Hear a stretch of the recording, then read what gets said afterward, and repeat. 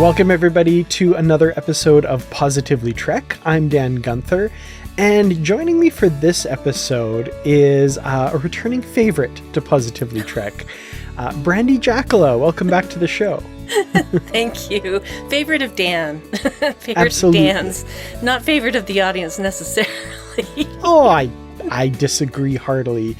It's funny. I was kind of going over like the regular co-hosts over the years, and of course we started with Bruce, and you came on, Brandi, quite often, and then Barry is the other kind of main co-host. And I'm just rotating through the Bs. So like, I don't think I'm not allowed to have a co-host that doesn't start with B. I think that's the way it goes. So, I don't know, who's another B? We gotta.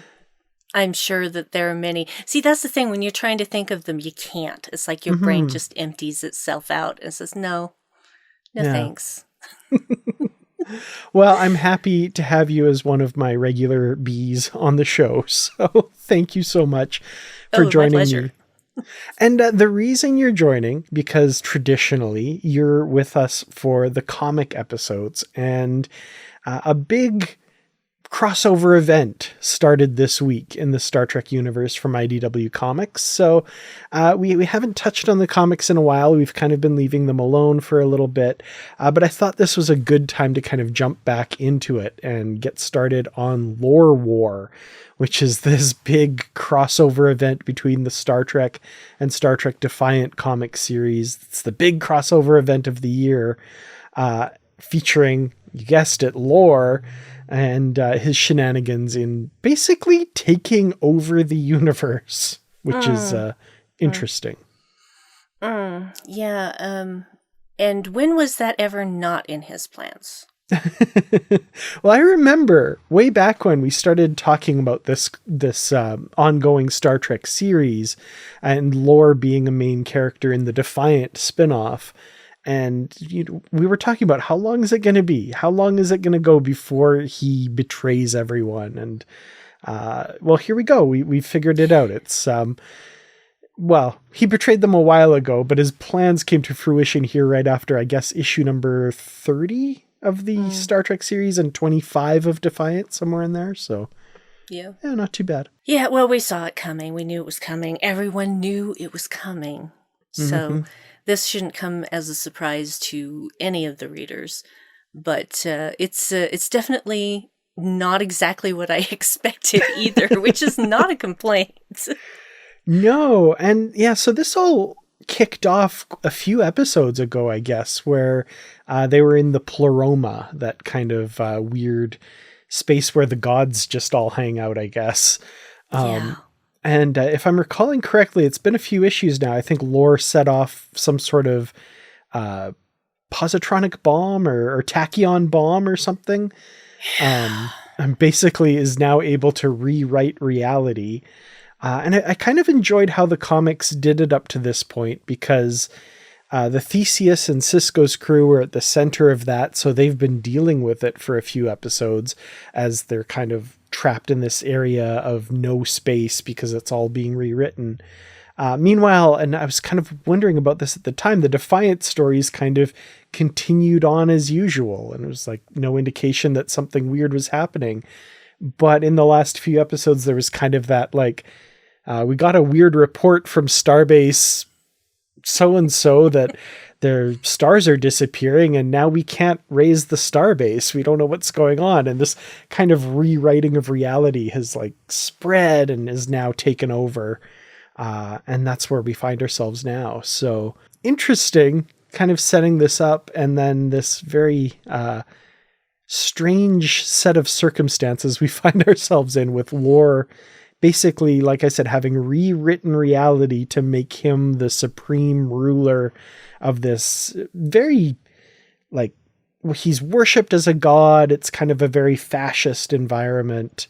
All those good things we come to expect from Data's evil brother. Yeah, well, he has choices, and he continually makes the wrong ones. So this is not exactly a surprise, but I'm not sure if I've ever seen him this unhinged. I mean, this is a new level of unhinged when it comes to lore. Yeah. Well, the thing I was thinking of too is like where this falls in the Star Trek timeline is between, I guess, Star Trek Insurrection and Star Trek Nemesis. Like Nemesis hasn't all happened yet. So this is well before like Picard and season 3 and stuff. So, I mean, obviously this isn't canon, but putting all of that aside, if we accept this into our like continuity of things that happened, like this is the lore that's now incorporated into Data that we see in season 3. And like, I don't know. How does he feel about that? Right? Wow. My brain is broken now. Thank you. Jordy, I am remembering that time that I became Supreme Overlord of all the galaxy. Wild times. Yeah, and then that's the interesting thing is like, does anybody remember that? Or, I guess we'll just have to see how it plays out. Yeah, how this all shakes out. That's a good question because, yeah, this is just chapter 1. We don't really know what's going to happen. So let's set this up a little bit. I guess this is part 1 of 5 for Lore War. It starts here, then it continues in the Defiant and Star Trek comics going forward, the next 2 issues of each. Plus, there's also a bonus story that I'm really looking forward to, Shax's Worst Day, which is going to come down the line at some point. Not technically one of the parts of this, but like a little one-shot bonus issue, just like Shax's Best Day was during the Day of Blood event from earlier. So yeah, I'm very excited for that one. Me too. And God willing, the next time that Fred Tatasciore comes to FanX, I will be having him sign that comic. Sign that comic. Yeah. Because he is a delight. Oh, An absolute delight. And I can't wait for him to call me Baby Bear again. Oh, I haven't had the pleasure of meeting him, so I'm incredibly jealous. That's really cool. If you ever get the chance, do it, because he's the best. Oh, awesome. Well, we actually get a little bit of Shax in this too, so we'll get there. But I guess this is a good time. Let's jump in and take a look at the actual issue. And of course, a warning to everybody listening at this point, there will be spoilers. We're going to be talking all about this first issue. And then afterwards, kind of giving our thoughts on it, what we liked about it, what we didn't like, and maybe some predictions as to what's going to happen next, what we're going to see in future issues. So we start out with this kind of montage of lore remaking the universe and putting himself at the top. And we get this kind of overview of the galaxy, not really to scale based on what I know of where things are, but just kind of more just a bit of a representation of the 4 quadrants of the galaxy and various planets within it, and what the state of them is in this reality. And it's not good. It's lots of planets in service to lore, basically. The ones that I should say, because there's more than one that freak me out the most, is the ones that just say dead. Yeah. There's the no Great population, Lake, for example. Nothing. Yeah, just dead. Yep. Horrifying. And then there's a few planets where it's all details classified too, which is interesting. So Bajor is among the planets there. Also, like Hiroga, which I'm assuming is the Hirogen homeworld. Yeah, same. World designation Hunt / lore access only. I guess it's just his hunting grounds. That was my guess too. Doesn't he have another one of those, if I remember right? Yeah, there was another one that was lore access only. I do like that Kronos has the Academy of Lore as one of the points of interest. Oh, Zenketh was lore access only. But they also export ivory, glass, and bone, which I thought was that was a fun callback to the Zenkethi storyline that was called Ivory, Glass, and Bone from the Star Trek comic series.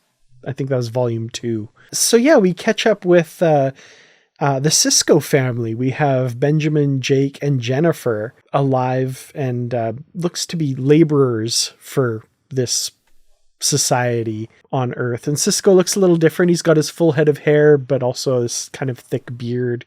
I thought it was interesting how they played with his looks a little bit here. I actually liked that because it was so different than anything we've ever seen on him, whether live action or comics.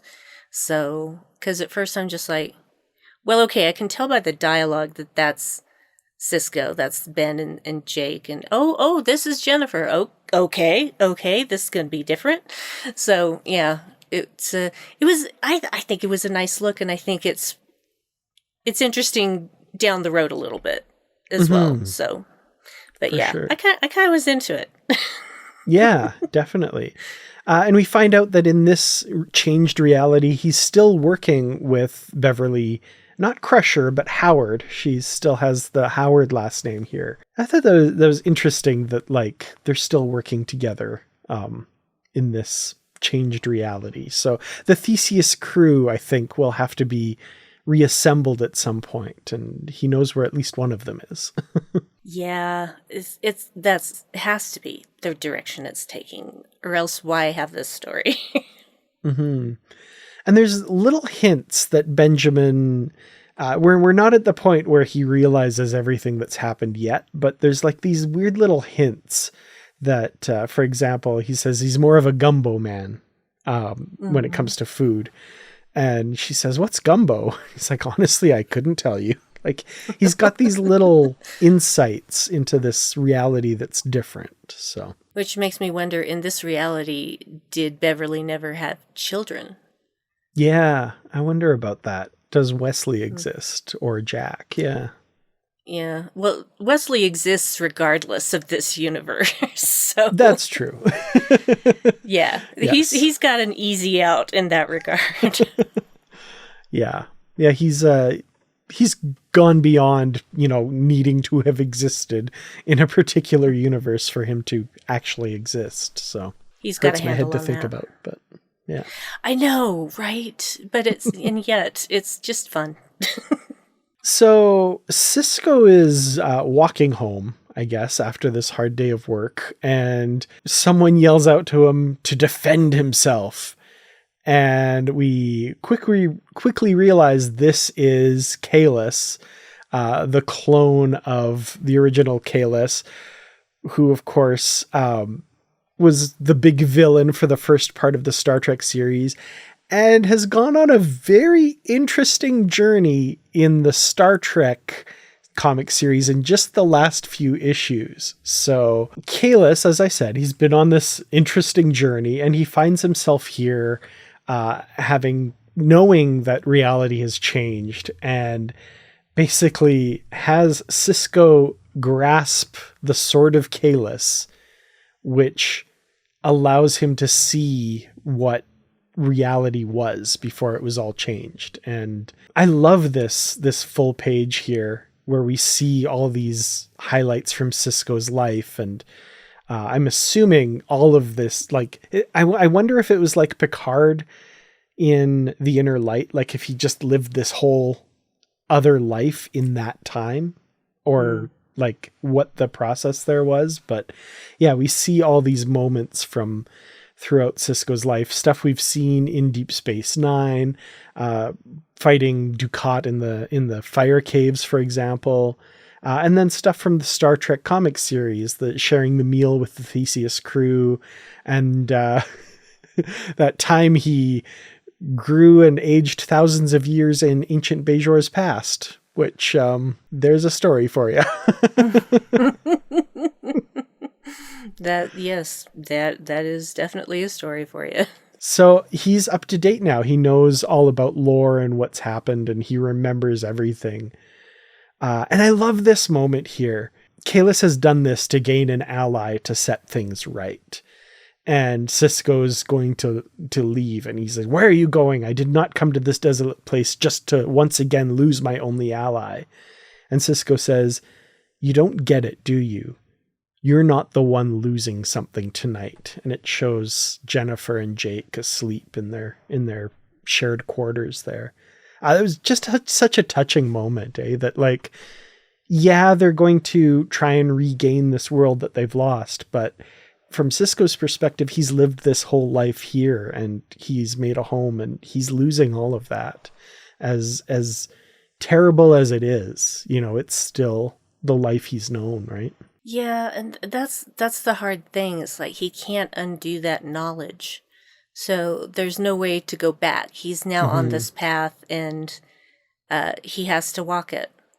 And he didn't necessarily make the choice himself, but once he's seen everything, now he's choosing.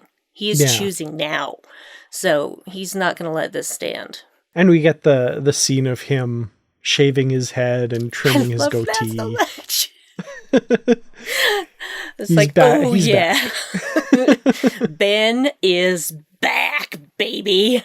So now we get a scene change. We're aboard the ISS Defiant, the LSS Defiant. My bad. I'm in Mirror Universe mode in my head. It's not the Mirror Universe. It's something different.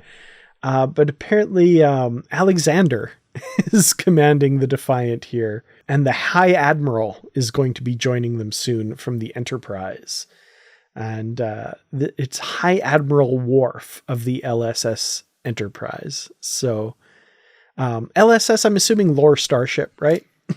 Yeah, that's what I was thinking exactly. I love Worf's crew here. We've got a Kelpian, which is cool, a Denobulan, maybe a Vulcan, I'm not sure, but an Andorian, and then this person with just the biggest possible hair. Just so much hair. It's like, how can you hold your head up? How can you walk through doorways? How do you sleep at night? I mean, do you have to backcomb that? I mean, how does that work? It's incredible. Incredible is a word for it, because I can't believe it would actually work in the real world. Like, I wanted the scene to be, Worf and his crew are there, and Alexander walks in, and he's like, Father, oh my God.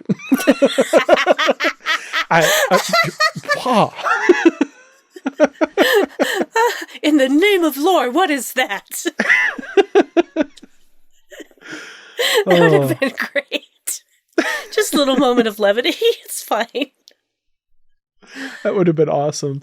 But we've got these two, and they're obviously in these roles serving lore, and even invoking him like in lore's name, like they're pledging things like this, which is gross. Mm-hmm. I'm sure we'll talk about that scene, so I'll just wait till then. The one where you see the cathedral sort of thing. We'll get there. Lore ain't subtle. No, he is not.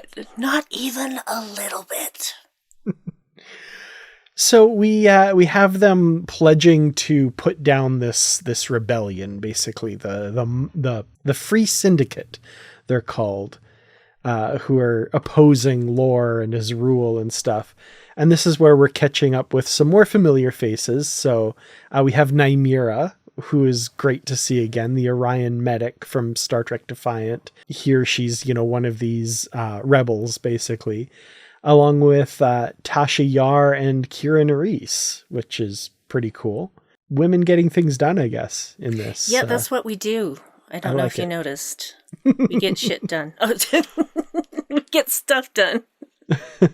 Kira Nerys is just too smart to remain under the boot of any dictator, no matter the universe. So, Agree completely. I like it. They slip from the grasp of Worf and Alexander, though. But apparently they have an embedded intelligence officer with the Free Syndicate who turns out to be Julian Bashir. I also want to comment, their ships are like mini Delta flyers.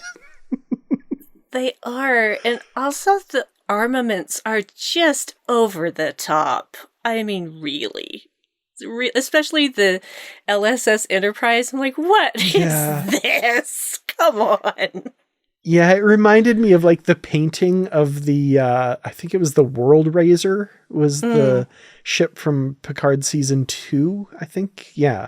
It was like the Confederate universe's version of the Stargazer. So it was the World Razor. It reminded me of that. Like, and also, the Voyager episode Living Witness, where they show like the warship Voyager. Reminded me of that too. Yeah. Yeah. Same. That's that episode. Sorry. It's just one of those episodes that I found really, really frustrating the first time I watched it. But after that, I was just like, huh. Yeah. Just really got into it. I really like that one too, for sure. Yeah, it's really good. I want to talk about Julian Bashir being this embedded spy. And it was interesting because of the dialogue here. And it felt like they were setting up some really interesting stuff where he's an embedded spy with the Free Syndicate, apparently, but he's also saying things that are like, maybe we need to take a different tack with the Free Syndicate and do this kind of, and I was like, is he like playing both sides? Is he actually a double agent and all of this stuff? And I was like, I'm really looking forward to seeing this play out. And they could do some really interesting things with this character where you really don't know what side he's on and stuff. But then Pa Wraith Shax shows up, apparently. And Bashir is questioning Lore's strategy and his ideas. And for that sin, Shax just vaporizes him and he's gone. I was like, okay, well, never mind then, I guess. Yeah, I thought, oh, wow, what a waste of a Bashir. Why did you just... Yeah, okay. Wow. Yeah. Sorry, Pa Wraith Shax? Pa Wraith Shax? I mean, why? He would never. Can you imagine? Ugh, oh, man. No, that's very bad. That's very, very bad. When everything gets set right, he is going to be very upset. Yeah. So I'm just guessing, like, is he imbued with a Pa Wraith like Dukat was in Deep Space Nine when he killed Jadzia, for example, or? Yeah, that's kind of how I'm looking at it. They don't give us a lot of explanations, so I'm going to go with that because it's familiar. So, I mean, we could be wrong. There could be another explanation because it's a whole different universe that's been created by Lore. So I don't know how everything works yet, but yeah, I'm going to go with he's possessed by a Pa Wraith.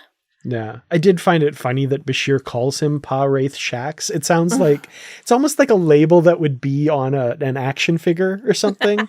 It's like, there's Shax, but there's Pa Wraith Shax with, I don't know, action hitting. I don't know, whatever. It just seemed like a weird... And he's like a rare figure, man. There's only one in every 100 boxes. So you've really got to time it well. 1 in 100 is the Pa Wraith Shax variant. Exactly. I love it. Oh, man. So yeah, the Bashir storyline, which I thought was going somewhere, is just like, nope. He's a little pile of dust on the ground there now. Yeah, complete waste of a Bashir. I mean, really. Positively Trek comes to you each week thanks to the efforts of our amazing Patreon members. If you'd like to help support the show, simply visit patreon.com/positivelytrek. Join at any level to get early access to ad-free episodes and exclusive content. For higher tiers, we offer shoutouts, associate producer credits, and more. We appreciate each and every one of our listeners. Thank you so much for listening to this week's episode. Live long and prosper. We're now getting to the part that I think you wanted to talk about here. We're on Bajor, which, if you'll recall from the thing said, all details are classified. We're, not allowed to know. But apparently the Bajorans are still a deeply spiritual people. They worship not the prophets, but a singular prophet. And that prophet is Lore. So that seems to be Lore has used the Bajorans to spread his religion throughout the galaxy or something. And we at first see these towering statues lining the way to this staircase. and it's very ostentatious. And then we get the wider view of the top of that staircase. And it's just like Lore's open mouth vomiting the staircase out. No. It's disturbing. It's so disturbing because when you see the close-up panel, you don't notice. I mean, you see like there's a doorway. It looks like a doorway further up the stairs, and then when it pulls out, you're like, "Oh no, that's his mouth." And there's even a tongue. Like, yes, there's a tongue. Just no. Like if you're walking in there and you're looking up, you're just like looking straight up his nostrils. It's bizarre. It's not right. They are making this as disturbing and skin crawling as they can. Yeah, and like his face, it isn't even like beatific and he's just got the like mundane expression on his face and just going bah. Yeah, it's almost like he's about to roll his eyes. Yeah. Just that kind of a look, just complete like ugh. It's bizarre. It's really that weird. I've never seen its like, and it was disturbing for sure. From there, we catch up with Lore himself, with Data, and they are basically Data is kind of assessing the situation across the galaxy and the statistics of various planets. Lore is there using him basically and kind of guiding him a little bit here, using Data to kind of discover where there's issues going on, what's happening. And we're getting a bit of insight into Lore's philosophy, I guess, if you could call it that. Living requires conflict is kind of one of his big tenets that he seems to be espousing. Well, if you look at humanity, we've demonstrated that that's kind of our thing for thousands of years, unfortunately. Well, Lore's definitely embraced that. He's learned that from humanity, probably. Yeah, because that's what we do. I mean, if it's like every war that was ever fought for independence, what happens after they've won their independence? They have an internal war or some sort of scuffle. It's always the way it is. It's like they are so in that mode of having to fight that now they don't have anything to fight, so they have to find something to fight. They don't know how to stop. They don't know how to turn it off. And it's just depressing, frankly. Well, and yeah, Lore's taken this to the nth degree, I guess. He really has. So he's particularly interested in Earth, and in particular, he wants to speak of the cockroaches in his house. What have you done to eliminate the Maquis, he says. And we learned from earlier, from that thing, the Maquis, were another insurgent group in this reality that is opposing Lore. So I like that they're using that name still here. But this is of particular interest to someone who's listening in. And we see that Lily Sato is actually somehow tapped into this and listening to this conversation as, Lore and Data debate about eliminating the Maquis, I guess. So Lily Sato contacts Maquis Command and informs them that he's coming for you, he's coming for all of us, and unless he gets his way, he's going to destroy everything, she says. And we get this shot of the Briar Patch, the refuge of the Maquis fleet. And it's a fleet of very large cubes. So big. Really big. What the heck is the Maquis? The Borg, I guess? I don't even know exactly what to think at this point because we haven't been given enough information yet on these ships hiding in the Briar Patch. So I'm not going to make any assumptions. But if it's actually the Borg, I would welcome that, really. Well, we see inside the ships here, I guess. So we have Hugh, the XB, as we would know him in our reality, Hugh, along with Spock, who appears to be at least partially Borgified as well. And Lily Sato, who also appears to have cybernetic implants on her. So yeah, there's something going on with the Borg here. The Maquis, really interested to learn more about this group, really. Mm-hmm. So yeah, that's kind of our big thing there. We take one last quick little trip to Earth here again with Cisco and Kalis, who are going to they're in Bozeman, Montana. They're going to I don't know if like the implication is they're going to hijack the Phoenix. Is that from Cochrane's ship? I'm thinking that's got to be the thing, right? My favorite is like we see the famous statue of Zefram Cochrane reaching towards, the stars, but in this reality, there's an even larger statue of Lore standing in front of him, basically like, I don't know, saying stay on Earth where you belong or something. I don't know. Yeah, well, it's not exactly accurate as far as the Zefram Cochrane statue, because his hand is not outstretched completely. Like he's got his first and middle fingers out instead of his entire hand reaching out. Mm-hmm. And so that's significant in some way, but I don't know why yet. I would be curious if they'd lined it up better. It almost looks like the creation of Adam, but not quite. I'm wondering if they're evoking that a little bit, but yeah, that's a very good point. Yeah, I'm going to go with that then. Anyway, so that's what's going on there. And that's the end of Lore War number 1. We have to be continued. And it's going to be continued next in Star Trek Defiant number 26, which is out on April 16th. So a couple weeks from now as we're recording this. So I guess first impressions, what are your thoughts about what's going on here? Well, like I said, this is a new level of insanity. Which is saying something for this Lore series too. Yeah, saying something for the series, saying something for Lore. This is a new level, and when he's checking on all these different minds, he keeps saying, "Well, what's mind 1? What's going on in mind 1? What's going on in mind 2, etc." And he's like maniacal. I mean, he's just off his rocker. He gets it more and more outrageous throughout this whole thing, and just. Yeah, like almost frothing at the mouth if that was something that he could do. That's basically just completely, wholly unhinged. He might be able to sometimes appear like halfway normal, but no, this one is completely just bonkers. Just can't save this one.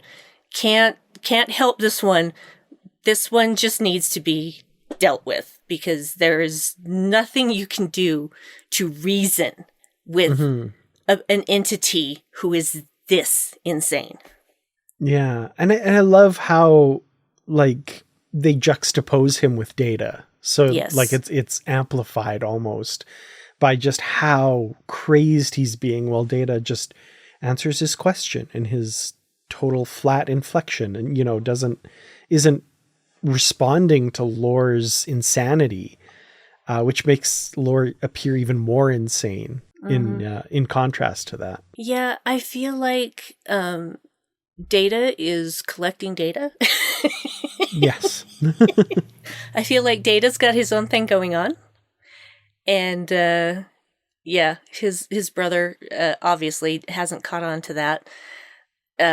So yeah, I'm looking forward to seeing where this goes, because this is just the most extreme I have ever seen Lore, and I can't wait to see what crazy stuff he's going to do. That's kind of been something that's been the hallmark of these series, is just taking things and doing completely wild, outlandish things with them, from Kalis to just some of the stuff with Worf and his crew, and just really wild stuff. But this is definitely taking it to a new level. And I'm enjoying it. Like, I really like big swings, and I think they're doing some really interesting big swings here. So it might not be for everyone. Some people might be like, I don't know, that's a bit far, but it's a comic. Like, this is the comic bookiest Star Trek has ever been, and I love it. Yeah. Well, see, that's the thing. It's like, when it comes right down to it, let's look at all the on-screen appearances of Lore. And has he really been anything else but the same Lore throughout the entire thing? And so seeing him this way is fascinating, because this is something we've never seen in live action or in the comics, as far as I can tell. So yeah, big swing it is, but I'm here for it. Yeah. Awesome. Well, do you have any particular predictions for what you think we might see next? I had a few ideas, and then we saw those Borg ships in the Badlands, and I'm like, well, I don't know. Wow, no idea. Well, I'm gonna go with those Borg ships. You know, that's Chekhov's gun. They're gonna get used. They're gonna get used. Hopefully, because that's why I'm really hoping that they're actual Borg. Because that means they're all connected. That means that they can fight in a way that Lore may not be able to counter unless he just, waves his hand and destroys the universe. I don't know. But I would like to see that battle. I would like that very much. I would like to see what's going on in Data's head and whether he's working on a counter to what Lore is doing, of trying to figure out a way to stop everything, to put things back right. It wouldn't surprise me if he's doing that and we just, don't see it, and Lore is too unhinged to even care. So I'm looking forward to that. I'm not really sure exactly where this is going, and I like that I don't know where it's going, because they've set up this thing that I didn't expect, and now I have no idea about what's to come, but I want to know. I absolutely want to know. Yeah, it being the first issue, there's a lot of setup here. They're moving pieces around to set up certain situations. One thing that I didn't mention when we were going through the comic that, isn't obvious what's going to happen here. As Sisko and Kalis are making their plans, we get a glimpse of Beverly Howard hiding behind a tree, listening and watching them, right? So yeah, they're setting things up there. She's going to follow them or be trailing them. Is she sympathetic to what she thinks Sisko is doing when she hears what they're talking about? Is she against those plans? Is she taken in by the whole Lore thing? And of course, we're going to get a confrontation between Sisko and his allies with Worf and Alexander and all of their allies, right? So that's going to be a big confrontation, I'm sure. So, yeah, I don't know. I do not envy the artists. Yeah, and I do like to give the credits as well. So this issue is written by Christopher Cantwell, Jackson Lanzing, and Collin Kelly. So the writers of the Star Trek series and the Star Trek Defiant series, with art by Davide Tinto, and very good art, I have to say. I was really impressed a lot of the way through, especially with things like Sisko looking very different, but in the close-ups still looking a lot like Sisko.